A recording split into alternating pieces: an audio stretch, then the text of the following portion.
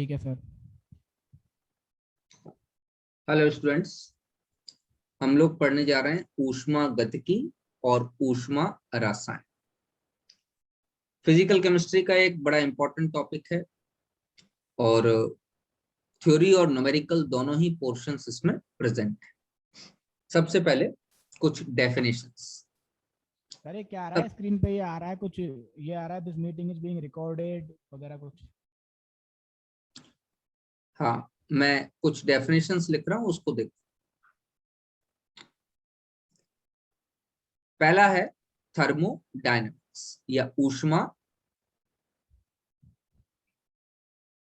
गतिकी।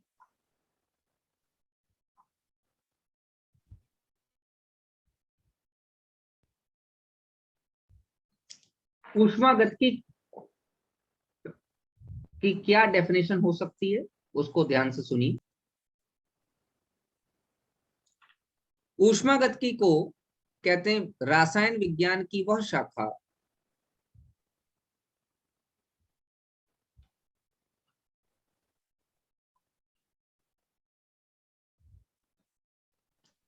रासायन विज्ञान की वह शाखा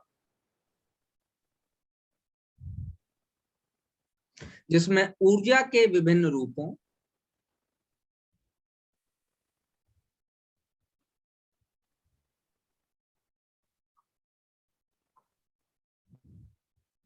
ऊर्जा के विभिन्न रूपों तथा उनके मध्य संबंधों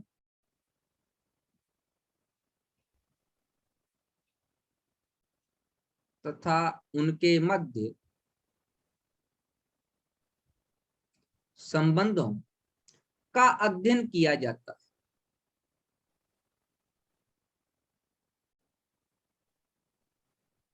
अध्ययन किया जाता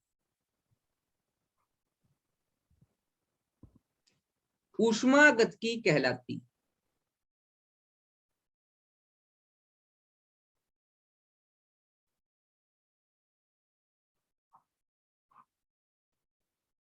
मतलब ऊष्मागतिकी में आप किसका अध्ययन कर रहे हो बेटे, बोलो? ऊष्मा के विभिन्न रूपों का अध्ययन कर रहे हो, उनके मध्य संबंध, एक रूप दूसरे रूप में परिवर्तित हो रहा है, क्या हो रहा है, जो भी उनके मध्य रिलेशन डेवलप हो रहा है, उनका रिलेशनशिप का जब हम अध्ययन कर रहे हैं तो उस अध्ययन को ऊष्मा गतिकी कहते हैं। अब बेटा, ऊष्मा के विभिन्न रूपों का जो अध्ययन है वो रसायन विज्ञान की शाखा में कर रहे हो, तो यहां पर आप थर्मोडायनेमिक्स अंडर केमिस्ट्री पढ़, उसकी एक शाखा है थर्मोकेमिस्ट्री। तो अब मैं ऊष्मा रसायन की बात कर लिया। ऊष्मा रसायन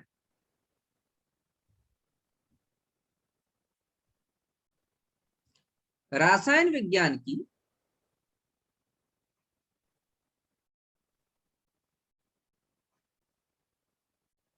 वह शाखा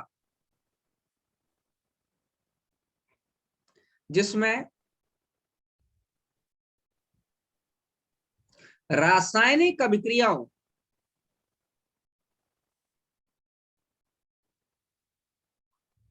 रासायनिक अभिक्रियाओं में होने वाले ऊर्जा परिवर्तन में होने वाले ऊर्जा परिवर्तन, गुड, ऊर्जा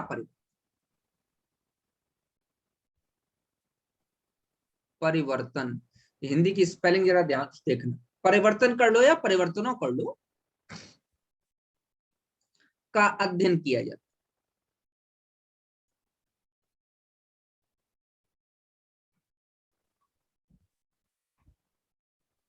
क्या कहेंगे? ऊष्मा रसायन कहलाता।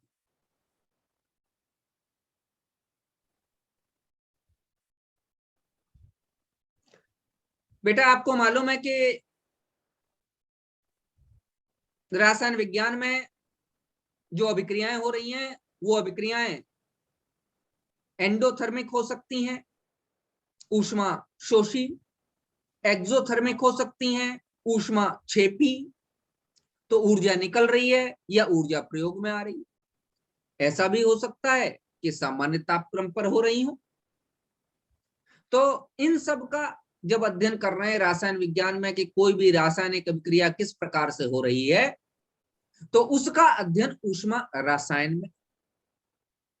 तो मेरे कहने का यह मतलब है कि ऊष्मागतिकी एक ब्रॉड, एक बड़ा सिद्धांत है जिसमें ऊर्जा के विभिन्न रूपों का अध्ययन करा जा रहा है। वो ऊर्जा किसी भी प्रकार की हो सकती है, लेकिन जब ऊष्मा रसायन की हम बात कर रहे हैं तो वो एक लिमिटेड स्टडी हो गई, सिर्फ केमिकल रिएक्शंस के से निकलने वाली ऊर्जाओं के या केमिकल रिएक्शन में यूज होने वाली ऊर्जाओं के बारे में। बेटा रसायन विज्ञान में जो ये केमिकल रिएक्शंस में ऊर्जा परिवर्तन का अध्ययन हो रहा है, इसे ऊष्मा रसायन कहते हैं। ऊष्मागतिकी और ऊष्मा रसायन पढ़ने के लिए, ऊर्जा परिवर्तनों का अध्ययन पढ़ने के लिए हम लोगों को कुछ विशिष्ट जो है फैक्ट्स पढ़ने पड़ेंगे। तो कुछ टर्म्स इसके हैं, उन टर्म्स को एक एक करके देखते हैं। इन दोनों डेफिनेशन में तो कोई प्रॉब्लम नहीं है ना? No sir. बहुत बढ़िया। तो अब एक एक करके टर्म्स देखते हैं। नंबर पहला टर्म देखो बेटा, मैंने टर्म हिंदी और इंग्लिश दोनों में ही लिख के दे रहा हूं। पहला है system and surrounding. System and surrounding Hindi में कहते हैं निकाय तथा परिवेश। निकाय तथा परिवेश क्या होता है, एक एक करके देखते रहिए। भाई निकाय या सिस्टम हम उस जगह को कह रहे हैं जिसमें हम ऊर्जा परिवर्तन का अध्ययन करते हैं, और परिवेश हम उसको कह रहे हैं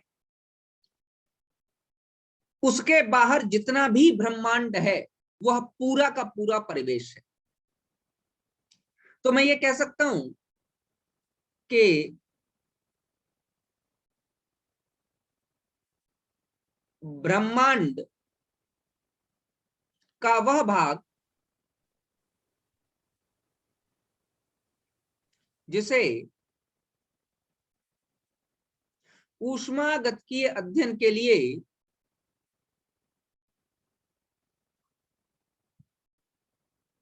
गतिकीय अध्ययन के लिए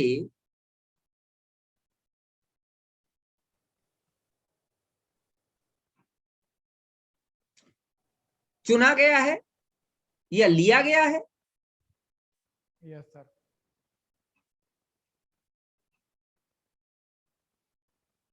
उसे निकाय कहा जाए,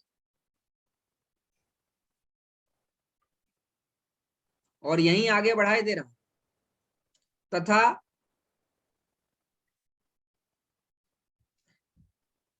निकाय के अलावा संपूर्ण ब्रह्मांड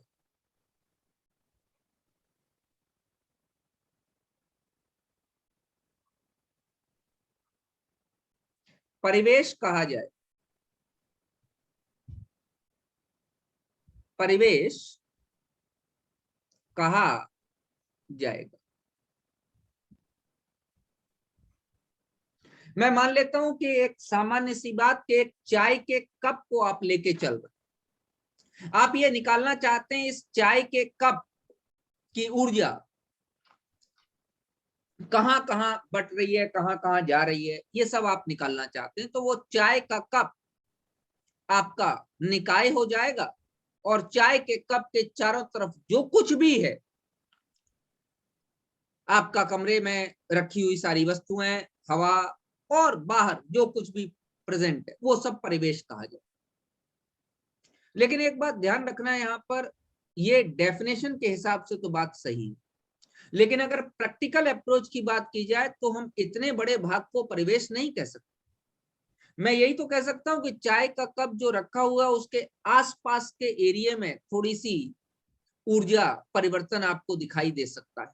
चाय के कप से सटा के कोई चीज रख दो, एक पानी का बर्तन रखा है, तो मैं ये कह सकता हूं कि थोड़ी सी ऊर्जा उस पानी के बर्तन में जा सकती है और पानी के तापमान में परिवर्तन कर सकती है। तो अगर प्रैक्टिकल अप्रोच की बात की जाए, अगर प्रायोगिक सिद्धांत की बात की जाए, तो परिवेश वह है जो आसपास चारों तरफ मौजूद है। बस भाई, मैं ये नहीं कह रहा कि परिवेश पूरा ब्रह्मांड नहीं है, लेकिन आप पूरे ब्रह्मांड को लेके ऊर्जा परिवर्तन देखोगे तो आपको उतना सही सटीक कैलकुलेशन नहीं आएगा। तो जरा सा इसके बारे में बात कर लेते। पॉइंट नंबर 1, बेटे जैसे चाय का कप है, तो ऊर्जा तो चाय के अंदर है, ऊर्जा कोई कप के अंदर तो है नहीं, कप तो चाय की वजह से गर्म हो रहा। तो जो कप की दीवार है वो बाउंड्री कहलाएगी, सीमा या परिसीमा कह सकते हैं इसे। तो मैं ये पहला पॉइंट लिखे दे रहा हूं, निकाय तथा परिवेश के मध्य, निकाय तथा परिवेश के मध्य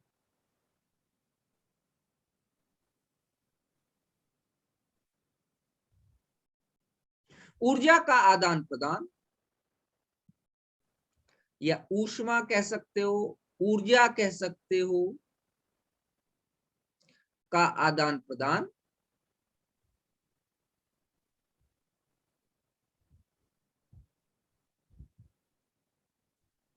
सदैव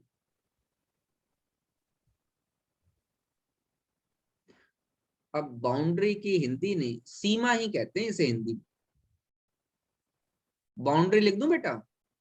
सदैव बाउंड्री द्वारा, बाउंड्री द्वारा, ठीक है। यहां लिख देता हूं, बाउंड्री 3 प्रकार की हो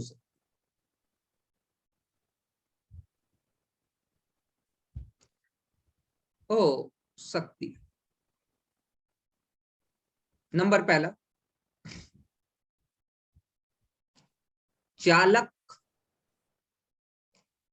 या कुचालक। या तो ऊष्मा की चालक होगी या कुचालक। इसका अच्छा एग्जांपल देता हूं बेटा, अगर आप स्टील के कप में चाय पी रहे हो तो वो ऊष्मा का चालक, कप गर्म हो जाए। लेकिन अगर आप मिट्टी के कप में चाय पी रहे हो, कुल्हड़ में चाय पी रहे हो, तो उसमें उतनी तीव्रता से गर्म नहीं होगा, क्योंकि वो कुचालक है, मिट्टी चालक। ध्यान रखिए। नंबर सेकंड, मैं लिख सकता हूं दृढ़। बेटा थोड़ा सा हिंदी की स्पेलिंग ध्यान दें, दृढ़ या लचीली।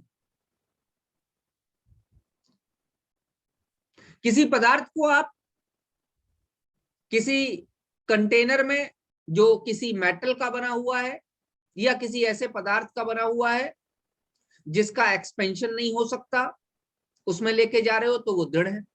जैसे मैं कहूं कि चाय को आपने अगर जो है किसी कप में रख रखा है तो उसकी बाउंड्री दृढ़ है, लेकिन अगर आपने किसी पॉलिथीन में रख रखा है तो लचीली। नंबर तीसरा, वास्तविक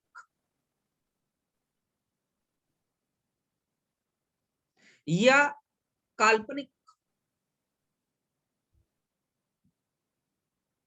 बेटा अगर कप में चाय रखी है तो कप वास्तविक बाउंड्री, और कप के चारों तरफ की जो एयर है उसमें ऊष्मा का आदान प्रदान होगा। अगर मैं चाय को कप से उठा के नीचे जमीन पे गिरा दूं तो क्या चाय के कण हवा में, आसपास के पर्यावरण में ऊष्मा का आदान प्रदान नहीं करेंगे? बिल्कुल करेंगे, क्यों नहीं करेंगे? अगर आप भट्टी जला लेते हो तो भट्टी के आसपास अगर आप बैठे हो, भट्टी छोड़ो, आप किसी भी चीज को जला लो तो उसके आसपास अपने आप पर्यावरण गर्म हो जाता है या नहीं हो जाता? Yes sir. तो बाउंड्री काल्पनिक भी हो सकती है और बाउंड्री वास्तविक भी हो सकती है। बोलो भैया। एक सामान्य सी बात कि अगर मैं किसी बीकर में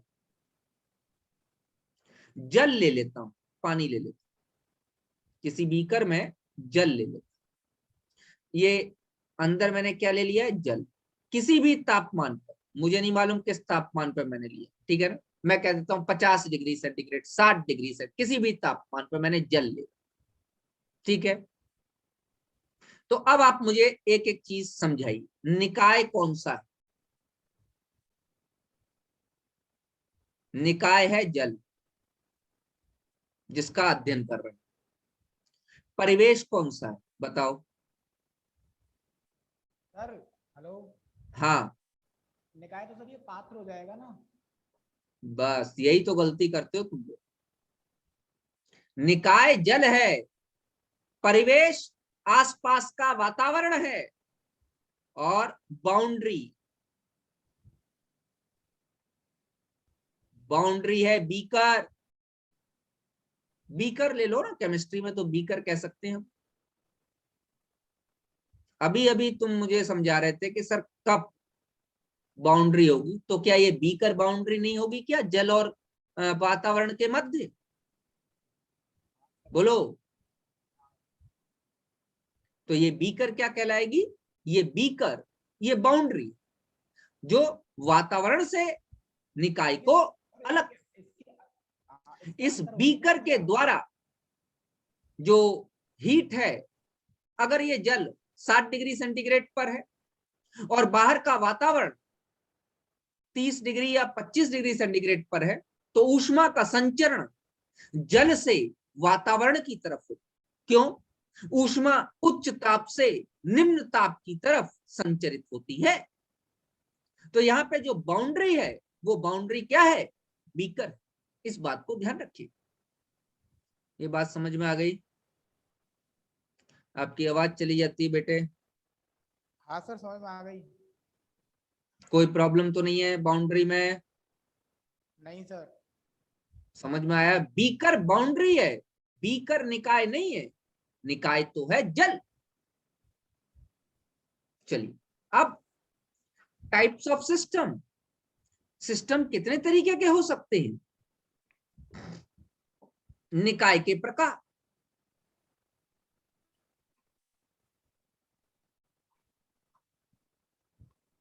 निकाय के प्रकार, प्रकार।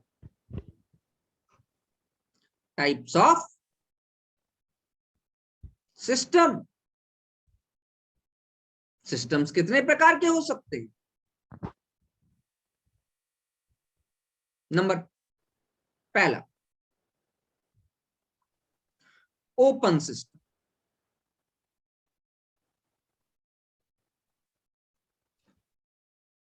ओपन सिस्टम को खुला निकाय कह सकते हैं हिंदी में, खुला निकाय। अगर कहीं हिंदी में प्रॉब्लम हो तो बता दे। ठीक है सर। वैसे तो मैं सारी हिंदी लिख ही दूंगा। खुला निकाय किसे कहते हैं बेटा? खुला निकाय तब कहते हैं जैसे कि ये जल मैंने बीकर में भरा हुआ था किसी तापमान पर। अब बीकर ऊपर से ढका हुआ नहीं है, ऊपर से बीकर वातावरण के संपर्क में है, तो वातावरण से कोई पदार्थ बीकर के अंदर आ सकता है। बीकर अगर गर्म है तो जल के वाष्प वातावरण में बाहर जा सकते हैं, ऊष्मा तो जा ही रही है। इसका मतलब ओपन सिस्टम में डायरेक्ट लिख दूं, ऊष्मा तथा मैटर, मैटर मतलब पदार्थ, पदार्थ दोनों का आदान प्रदान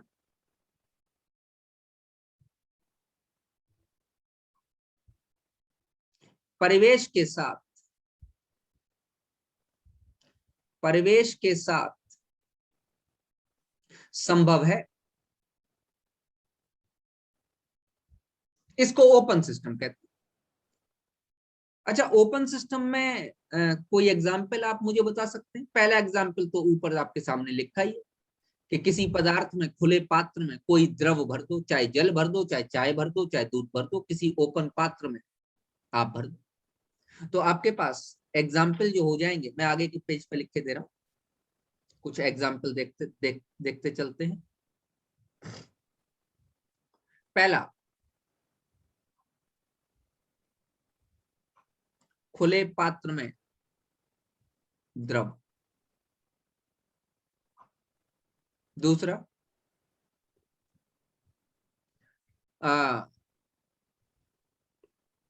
मनुष्य खुद में ही खुला निकाय है। अगर मैं मनुष्य की बात करूं तो वो खुद में ही खुला निकाय, पर्यावरण के साथ डायरेक्ट कांटेक्ट में, हीट भी जा रही है और पर्यावरण से कुछ वस्तु अंदर भी जा सकती। मनुष्य ही क्यों, मैं जीव जंतु जितने भी हैं वो सब खुले निकाय हैं।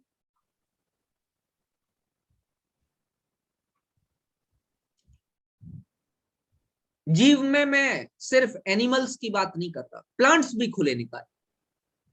समझ में आता कि नहीं? आगे तुम चाहो तो पौधे लिख लो, मुझे कोई दिक्कत नहीं, पेड़ पौधे।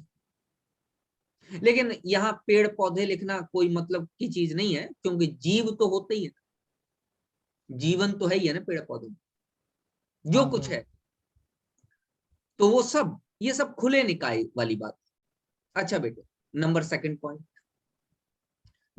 Point, closed system. कुछ नहीं करो, जो आपने ओपन रखा हुआ था, इसको कहते हैं बंद निकाय। बंद निकाय, इसमें क्या होगा? निकाय तथा परिवेश के मध्य, निकाय तथा परिवेश के मध्य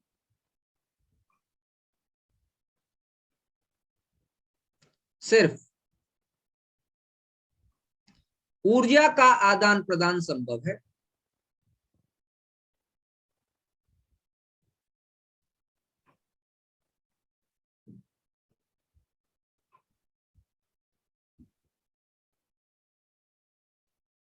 निकाय और परिवेश के मध्य सिर्फ ऊर्जा का आदान प्रदान संभव है, मतलब मैटर पार्टिकल्स का आदान प्रदान, पदार्थ का आदान प्रदान संभव नहीं। मैं पहला एग्जाम्पल लिख सकता हूं, यहां लिखा था मैंने खुले पात्र में द्रव, मैं क्या लिख सकता हूं? बंद पात्र में द्रव। कोई दिक्कत है आप? बंद पात्र में द्रव, एक पात्र ले लो, उसको ऊपर से ढक दो अच्छे से टाइट। अब दीवार के द्वारा पर्यावरण के साथ ऊर्जा का आदान प्रदान हो सकता है, लेकिन पर्यावरण से न तो कोई पदार्थ अंदर आ सकता है, न द्रव का कोई भी कण, क्योंकि ऊपर से ढका हुआ है, तो न ही द्रव का कोई भी कण बाहर जा सकता। आप बताओ कि आपको और कोई भी बंद निकाय याद आ रहा है? बोलो।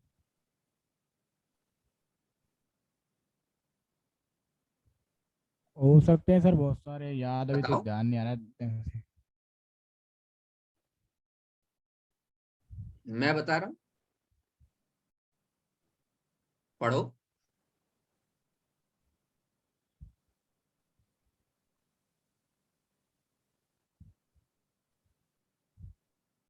क्या इन सब में आप ऊर्जा बाहर नहीं आ रही है क्या बल्ब में से? आ रही है सर। क्या बल्ब के अंदर जा सकते हो तुम पदार्थ लेके? नहीं। तो क्या ये बंद निकाय नहीं दिखाई दे रहे आप? हाँ सर। चलिए, नंबर तीसरा, समझिए इन सब पॉइंट्स को एक एक करके, नहीं तो आगे प्रॉब्लम होगी। तीसरा है isolated system. Isolated system, Hindi में इसको कहते हैं बेटा विलगित, विलगित निकाय। क्या होता है विलगित निकाय, बताइए। ना तो सर ऊर्जा का और ना पदार्थ वेरी, का आदान प्रदान हो सकता है। निकाय तथा परिवेश के मध्य, समझ में बात आने लगी, निकाय तथा यस सर। परिवेश के मध्य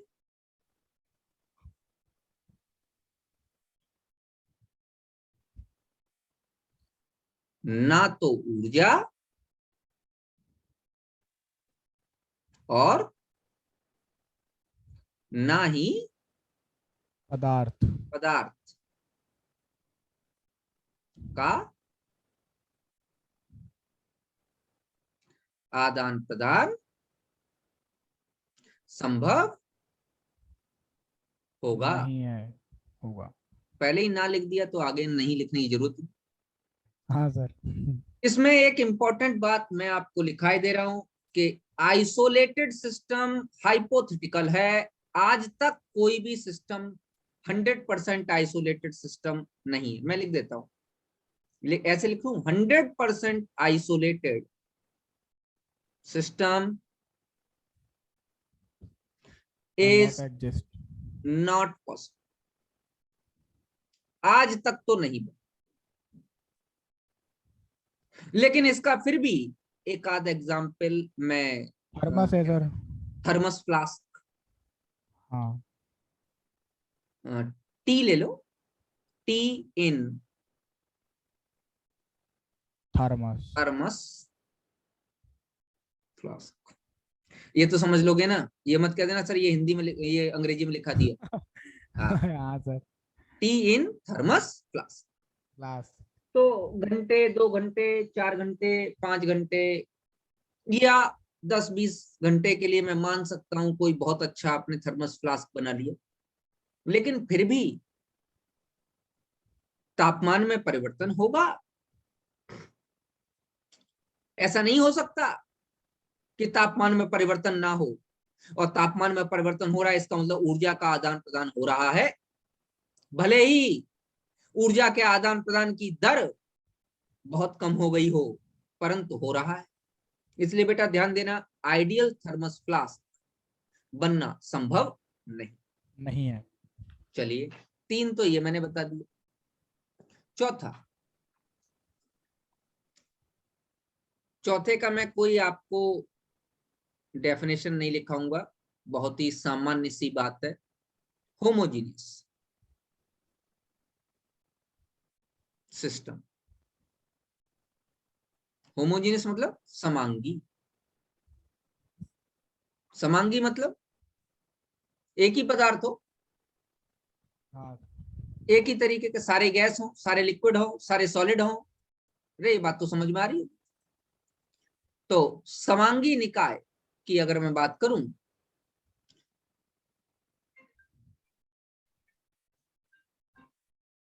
तो समांगी निकाय के लिए हम ये लिख सकते हैं कि इसमें सभी का संगठन समान, और नंबर 5वां हिट्रोजीनियस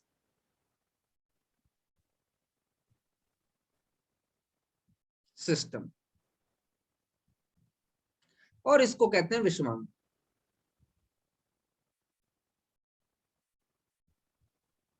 विषमांगी निकाय का क्या मतलब कैसे कहा जा सकता है बताओ।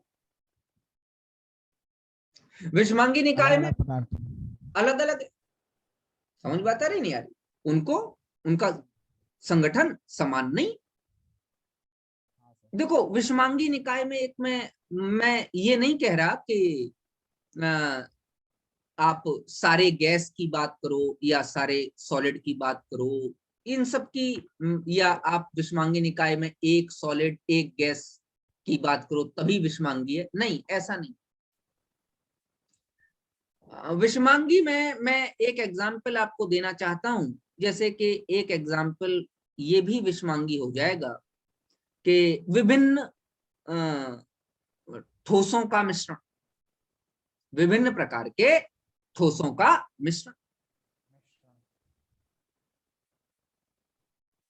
विभिन्न ठोसों का मिश्रण, ये भी एक तरीके का विषमांगी निकाय है। अलग अलग तरीके के ठोस उपस्थित हैं वहां पर, तो उसको विषमांगी निकाय। होमोजीनियस में जरूर मैं ये कहूंगा कि या तो शुद्ध द्रव होगा, या शुद्ध गैस होगी, या शुद्ध ठोस होगा। अरे बोलो भाई, मेरी बात समझ में आ रही नहीं है? हाँ सर। ठीक है। अब बेटे, जो मैं आपको सिस्टम पढ़ाने जा रहा हूं उसका नाम है वृहत निकाय या मैक्रोस्कोपिक सिस्टम।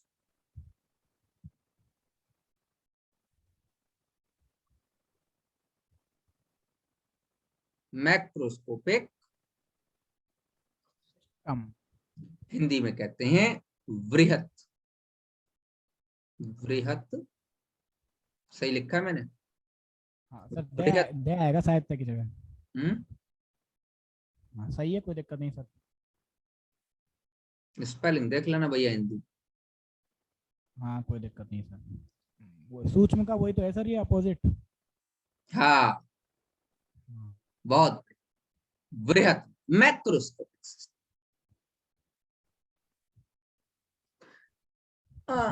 अब इसमें एक चीज ध्यान देना कि हम केमिस्ट्री पढ़, हम यहाँ पर फिजिक्स और की बात नहीं कर रहे, हम सिर्फ केमिस्ट्री की बात। तो मुझे कहना चाहिए कि वह निकाय जिसमें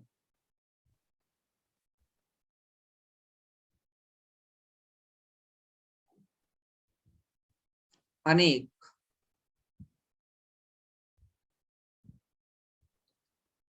रासायनिक स्पीसीज, रासायनिक स्पीसीज में क्या लिख सकते हो बेटे? परमाणु लिख सकते हो, हाँ सर। प्लस अणु लिख सकते हो,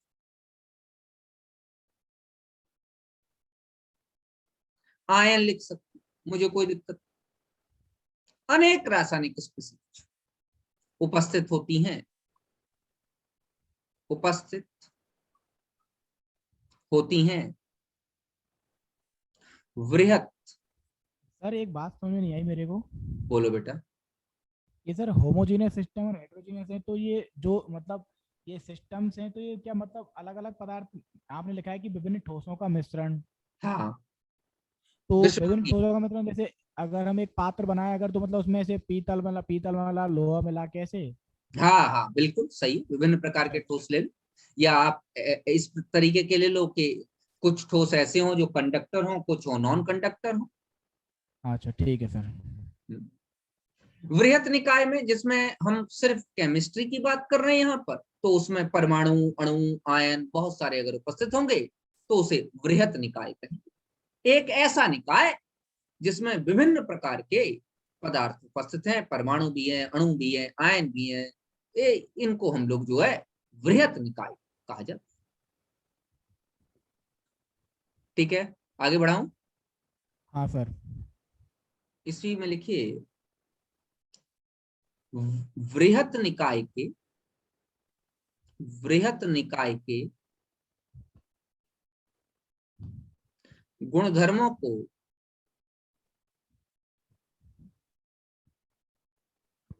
वृहत गुणधर्म कहा जाता है।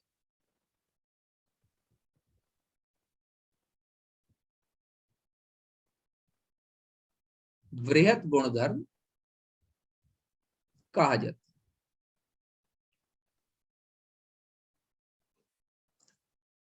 वृहत गुणधर्मों को हमने दो भागों में बांटा है। नंबर पहला, ये लिखूं, वृहत गुणधर्म, वृहत गुणधर्म दो प्रकार के, दो प्रकार के होते। थोड़ा पेन चेंज कर लेता हूं, ध्यान दो। नंबर पहला,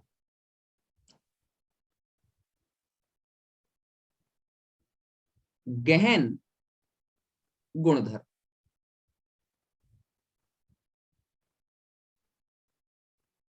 बेटे, इंटेंसिव प्रॉपर्टीज कहते हैं,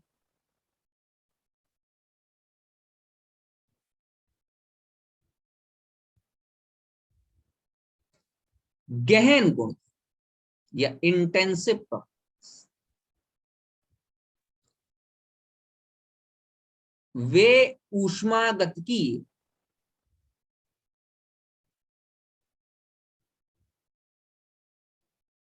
गुणधर्म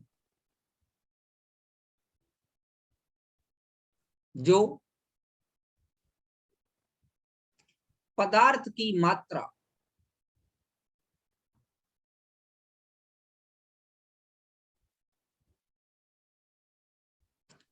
पर निर्भर नहीं करते,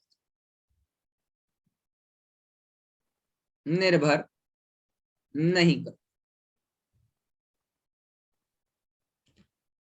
गहन गुणधर्म कहलाते,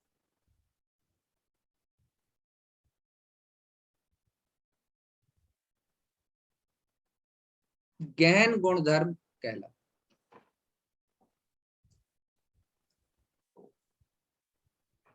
एग्जाम्पल देखिए,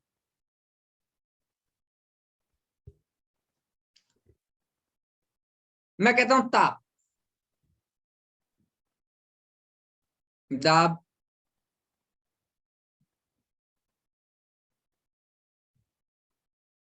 घनत्व। अब ताप में आप गलनांक क्वथनांक कह सकते हैं, गलनांक,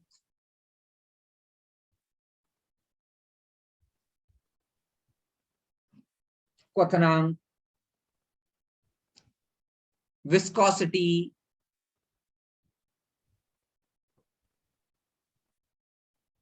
श्यानता कह सकते हो, सरफेस टेंशन, पृष्ठ तनाव कह सकते हो, इलेक्ट्रोड विभव कह सकते हो। अब इन सब चीजों को समझिएगा बेटा। एक बात बताइए, 1 ग्राम सोने का वही घनत्व होगा क्या जो 1 किलो सोने का होगा? Yes sir. तो क्या घनत्व पदार्थ की मात्रा का कारक है? नहीं सर। क्वथनांक, 1 बाल्टी पानी और 100 ml पानी, दोनों का क्वथनांक एक ही है क्या? नहीं सर। हाँ बिल्कुल एक ही है, काहे को एक नहीं? हाँ हाँ। पर अरे सर यार, एक बात बताओ। हाँ, हम्म, जैसे अपन ऐसे पूरे बहुत बड़े कंटेनर में पानी गर्म करते हैं तो जैसे वो काफी टाइम लगाता है। टाइम की बात थोड़ी हो रही, है ना क्वथनांक की सर? बात हो रही। अच्छा। और ऐसे हम एक अरे बूंद वो 100 तवे में एक एक। अरे तो टाइम की बात थोड़ी हो रही, क्वथनांक की बात हो रही। यार 1 चम्मच पानी भी 100 डिग्री सेंटीग्रेड पे ही उबलेगा। अब ये तो डिपेंड करता है कि तुम उस 1 चम्मच पानी को 100 डिग्री सेंटीग्रेड कितनी देर में पहुंचा पाते हो। हाँ और सर। हाँ 1 बाल्टी पानी भी 100 डिग्री सेंटीग्रेड पे ही उबलेगा। हाँ सर। पानी की श्यानता या पृष्ठ तनाव घट या बढ़ जाते हैं क्या पानी की मात्रा बढ़ने से? बाल्टी में पानी रखोगे नहीं। ज्यादा श्यान हो जाए, नहीं ज्यादा सर। श्यानता हो जाएगी, ऐसा ऐसा कुछ है क्या? Viscosity, no viscosity sir. श्यानता जानते हो? विस्कोसिटी बढ़ती है क्या? ना, ऐसा कुछ नहीं होता। पानी नहीं की सर। विस्कोसिटी कैसे बढ़ जाएगी? क्या पानी का पृष्ठ तनाव बढ़ता है क्या? बिल्कुल नहीं बढ़ता। पानी नदी में बह रहा हो, पानी हमारे घर में रखा हो, क्या फर्क पड़ता है? तो ये सारी बातें, पानी की मात्रा, जल की मतलब पदार्थ की मात्रा के साथ ये सब परिवर्तित नहीं होते, इसीलिए ये क्या कहलाते हैं बेटा? गहन गुणधर्म कहलाते। नंबर सेकंड,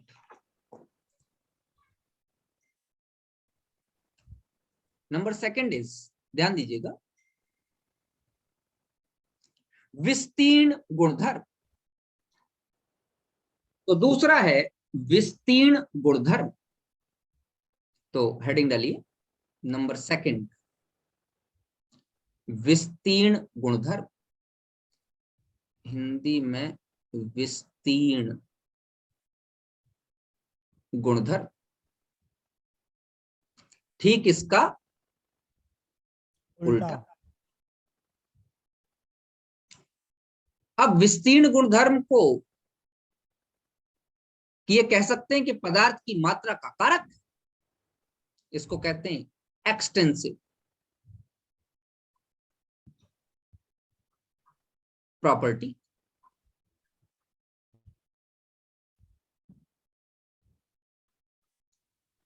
लिख लीजिए, वे ऊष्मागतिकी गुणधर्म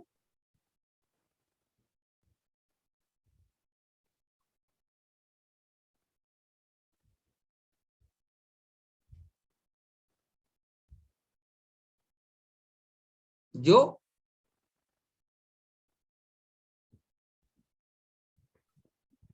पदार्थ की मात्रा पर निर्भर करते हैं,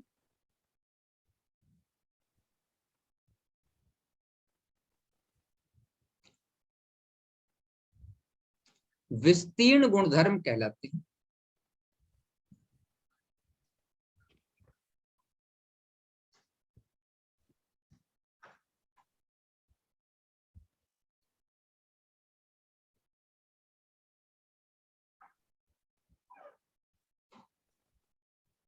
एग्जाम्पल,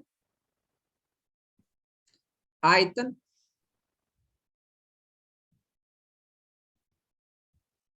द्रव्यमान,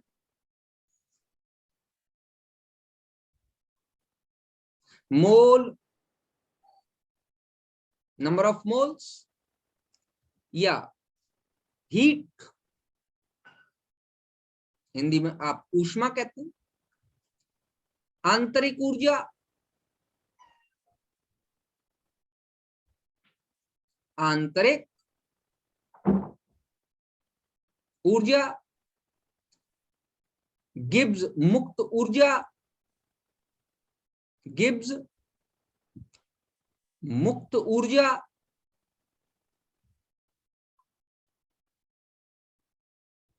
ये सारे क्या हैं? विस्तीर्ण गुणधर्म। बेटा आप अपने आप बताओ, क्या एक बीकर में पानी और एक बाल्टी में पानी समान आयतन का अलग होगा? अलग नहीं सर। द्रव्यमान, मोल, ऊष्मा, आंतरिक ऊर्जा, ये सारे के सारे क्या पदार्थ की मात्रा के कारक नहीं है? पदार्थ की है मात्रा सर। के कारक। तो ये दो प्रकार के आपके गुणधर्म आ गए। अब इन दोनों में जो है समझना एक चीज बहुत आवश्यक है, मैं आपको बता रहा हूं, और उसको नोट की तरीके से लिख लीजिए। नोट,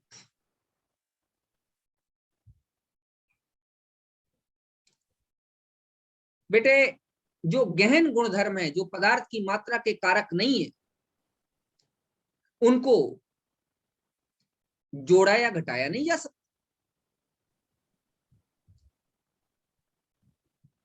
और गहन और विस्तीर्ण गुणधर्मों को एक दूसरे में परिवर्तित किया जा सकता है। तो नोट नंबर 1 तो ये है कि गहन तथा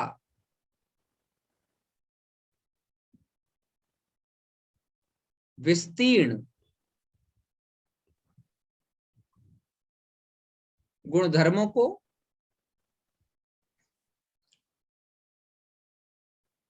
एक दूसरे में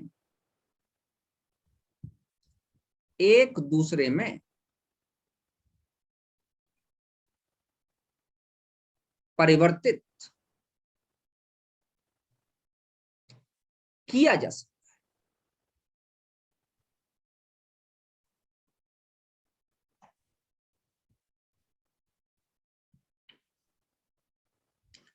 कैसे? एक दो एग्जाम्पल ले लो। आप लिखो डेंसिटी, डेंसिटी को हिंदी में घनत्व कहते हैं। डेंसिटी बराबर क्या होती है? Mass by volume, mass by volume. Mass क्या है? विस्तीर्ण।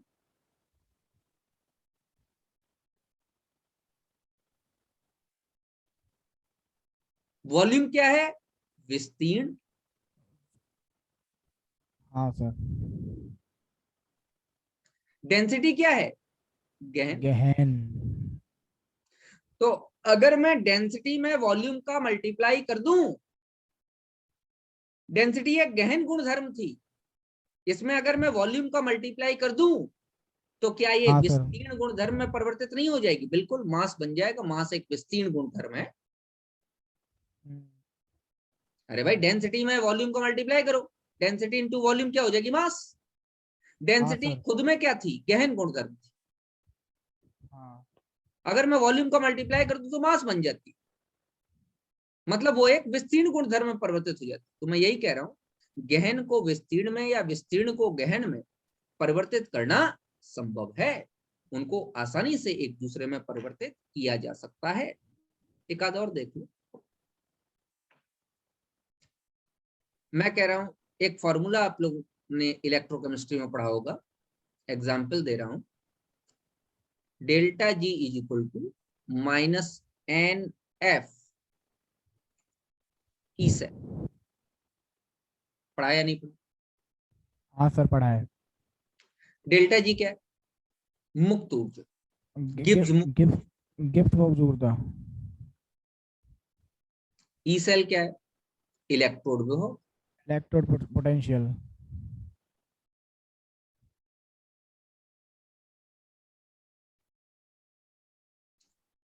मुक्त ऊर्जा किस तरीके का गुणधर्म है बेटा? विस्तीर्ण। विस्तीर्ण गुणधर्म है। इलेक्ट्रोड विभव किस तरीके का गुणधर्म है बेटा? विस्तीर्ण है सर। गहन। गहन। हाँ सर, गहन। वो चेंजेबल थोड़ी है।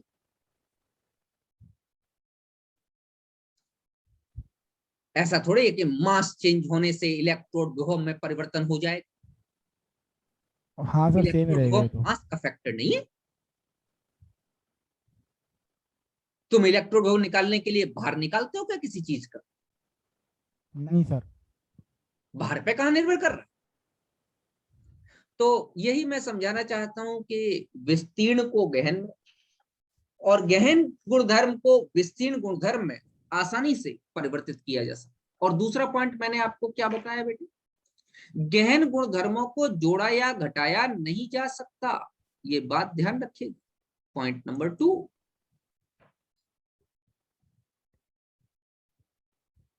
Note number 2।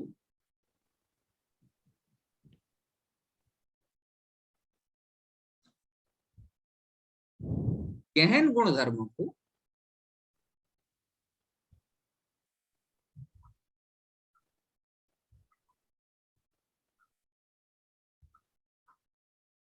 जोड़ा या घटाया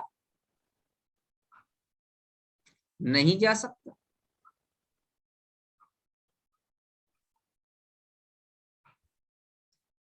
इन्हें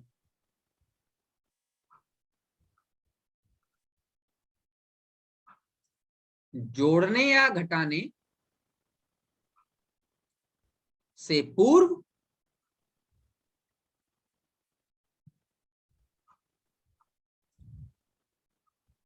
विस्तीर्ण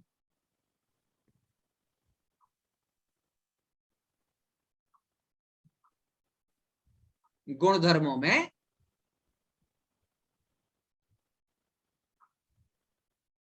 परिवर्तित करना पड़ेगा।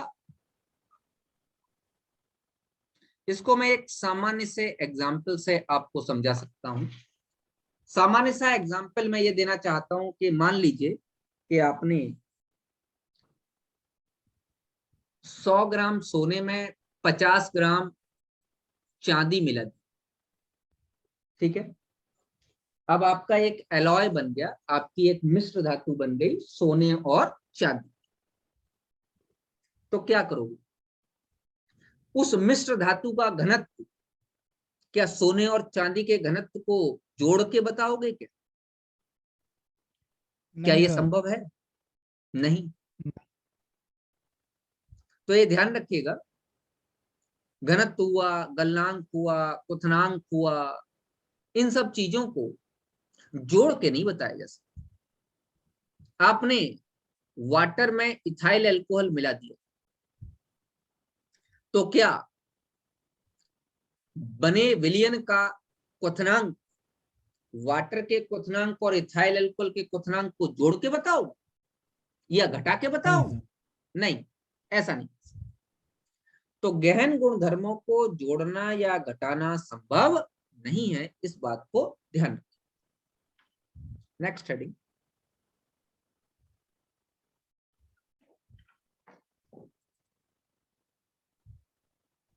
State of the system, heading डालेंगे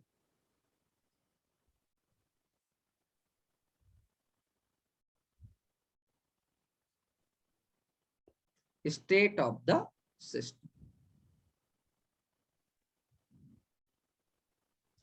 हिंदी में कहते हैं निकाय की अवस्था, निकाय की अवस्था।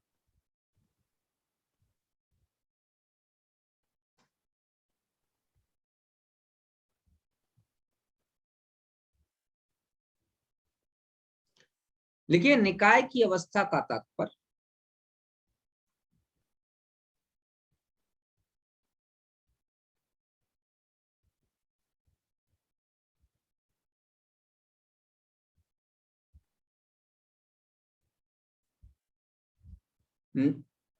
निकाय के अस्तित्व,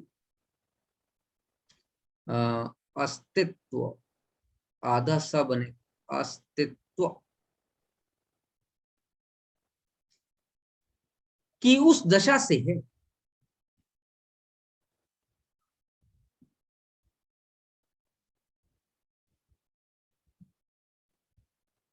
जिसमें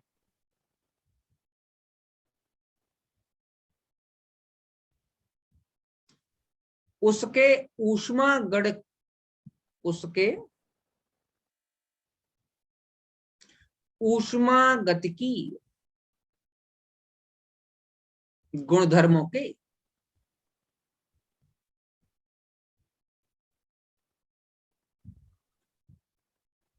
ऊष्मागतिकी गुणधर्म होते हैं पीवीटी, प्रेशर, वॉल्यूम, टेम्परेचर के निश्चित मान, निश्चित मान है।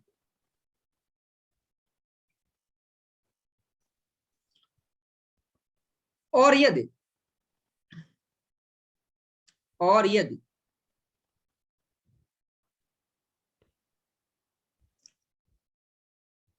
इन गुणधर्मों में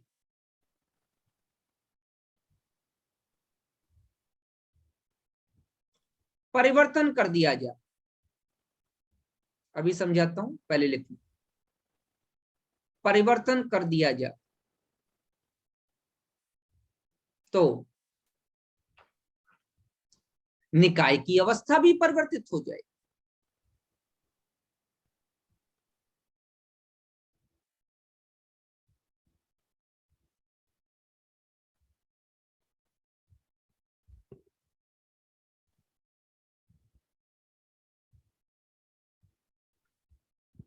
हो जाती है।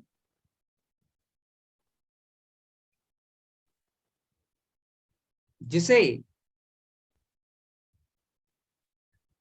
प्रक्रम या प्रोसेस कहते हैं।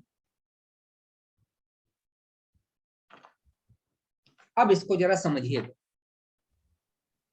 मैं आगे के पेज पर इसको समझाने जा रहा हूं, समझिए। मान लीजिए एक निकाय के लिए दाब का मान P1, आयतन का मान V1 और ताप का मान T1। थोड़ी देर बाद हमने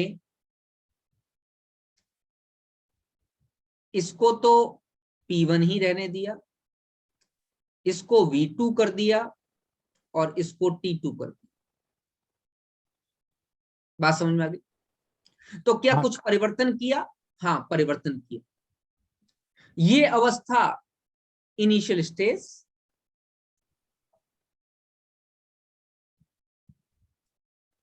और इस इनिशियल स्टेज को से हम इसको फाइनल स्टेज मिलेगा।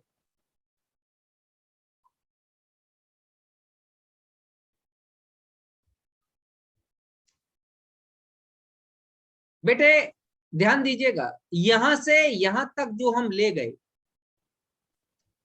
इसको प्रोसेस कहेंगे,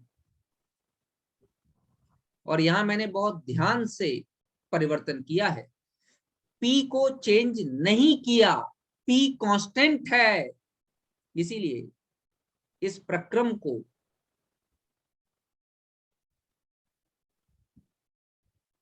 समदाबीय प्रक्रम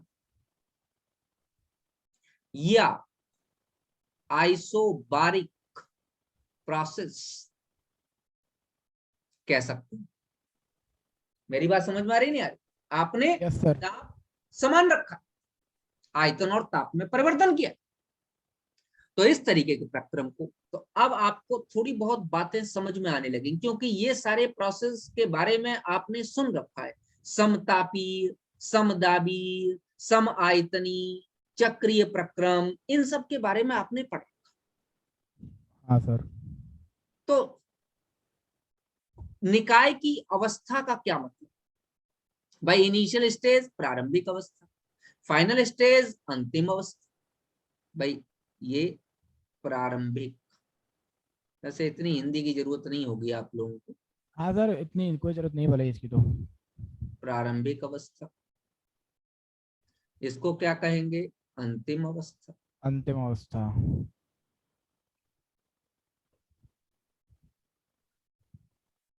तो निकाय एक अवस्था से दूसरी अवस्था में जा रहा है, निकाय के पीवीटी गुणधर्मों को परिवर्तित किया जा रहा है, तो निकाय की अवस्था भी परिवर्तित हो रही, और इस परिवर्तन को प्रोसेस या प्रक्रम कहा जाता।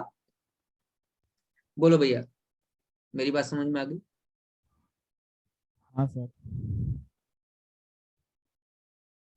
सर किसको कहा जाता है प्रोसेस? भाई निकाय एक अवस्था से दूसरी अवस्था में जा रहा है, नहीं जा रहा, हाँ सर। इस रास्ते को प्रोसेस कहा जाए। अब ठीक है अगर सर। तुमने दाब कांस्टेंट लिया है तो उस प्रोसेस का नाम समदाबी प्रक्रम हो, हाँ अगर तुमने ताप कांस्टेंट लिया है तो उस प्रोसेस का नाम समतापीय प्रक्रम हो, अगर तुमने आयतन कांस्टेंट लिया है तो उस प्रोसेस का मतलब सम आयतनी प्रक्रम। अरे सुने हैं इस तरीके के प्रक्रम या नहीं? हाँ सर, सुने सुने। तो ये जो निकाय एक अवस्था से दूसरी अवस्था में परिवर्तित हो रहा है, इसको हम लोग क्या कहते हैं? प्रोसेस। इसी प्रोसेस। को प्रक्रम कहा जाता है। अगला पॉइंट है अवस्था फलन।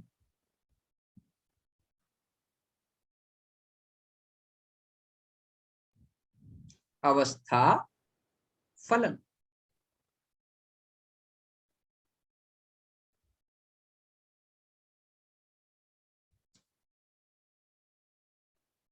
State function.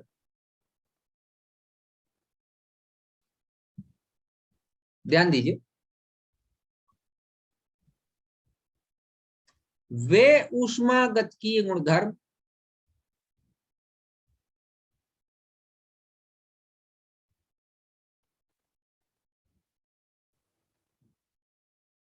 जो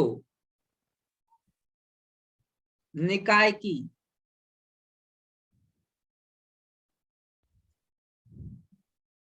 केवल प्रारंभिक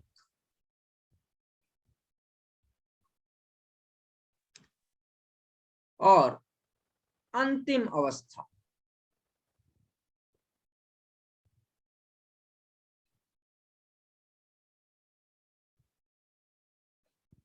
पर निर्भर करते हो, पर निर्भर करते हैं, उन्हें अवस्था फलन कहा जाता है।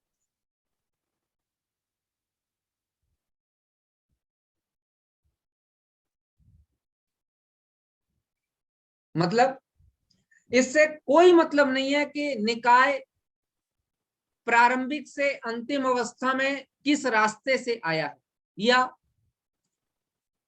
क्या कार्य किया गया, किस रास्ते को तय किया गया, इससे कोई लेना देना। सिर्फ वो तो ये कह रहा है कि प्रारंभिक अवस्था में क्या तापमान था और अंतिम अवस्था में क्या तापमान है, वो नहीं पूछ रहा कि आपने तापमान बढ़ाने या घटाने के लिए किस क्रिया का प्रयोग किया, वो इस बात की बात नहीं कर, वो सिर्फ ये पूछ रहा है कि शुरुआत में कितना था और बाद में कितना, इतना बता। तो ऐसे गुणधर्म जो सिर्फ प्रारंभिक और अंतिम अवस्था पर ही निर्भर करते हैं, वो मार्ग पर निर्भर नहीं करते, किस मार्ग से आपने वह अवस्था प्राप्त की उस मार्ग पर निर्भर नहीं करते, उन्हें स्टेट फंक्शन या अवस्था फलन कहते हैं। बेटे याद कर लो, मैं गाने के रूप में PVT HEGS, क्या याद हो जाएंगे? हाँ सर। PVT, यहां रुक जाओ, HEGS, P क्या है? हाँ, pressure, volume, temperature, H temperature, enthalpy, E internal energy, G Gibbs free energy और S इंट्रोपी। अच्छा यहाँ पे एक चीज और लिख देता हूं आपके लिए, आप ध्यान रखेंगे, नोट। ऊष्मा मतलब Q तथा कार्य मतलब W, दोनों ही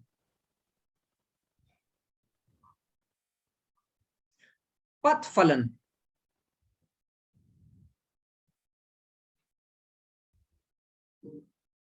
पथ फलन मतलब पथ पर ये निर्भर करते सर। अवस्था पे निर्भर नहीं करते, पथ पे निर्भर करते हैं। पथ फलन को पाथ फंक्शन कहते हैं। हाँ सर।